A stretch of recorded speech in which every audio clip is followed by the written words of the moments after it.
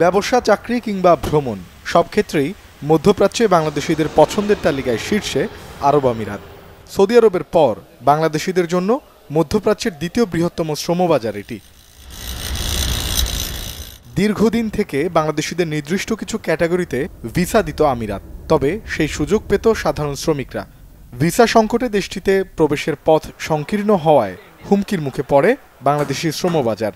BMET থেকে 2023 সালে বহির্গমন ছাড়পত্র নিয়ে আমিরাতে গেছেন প্রায় 99,000 বাংলাদেশি। চলতি বছরে এই সংখ্যা নেমে এসেছে অর্ধেকে। যদি বিষয়টা খুলে তাহলে আমাদের জন্য তো অনেক ভালো হবে, কারণ আমাদের কাছে দোকানে বাংলাদেশের মানুষ নাই, দোকান চালাতে অনেক কষ্ট হয়ে যায়। এখানে সংযুক্ত আরব আমিরাতে দীর্ঘদিন ভিসা বন্ধ থাকার কারণে বাংলাদেশি ব্যবসায়ীরা অনেক সমস্যায় পড়ছেন। আগামীতে যদি ভিসা চালু হয়, বাংলাদেশি লোকেরা, ভাইয়েরা যেন সবাই আইন কানুন মেনে চলে, এমারতের নিয়ম কানুন মেনে চলে।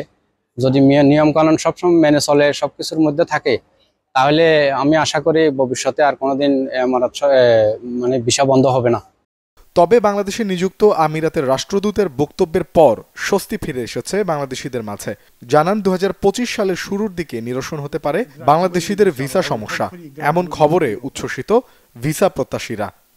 Considering the visa, I am working on it and I promise inshallah I will be working on it. We will gradually, inshallah, I will hopefully gradually will be open.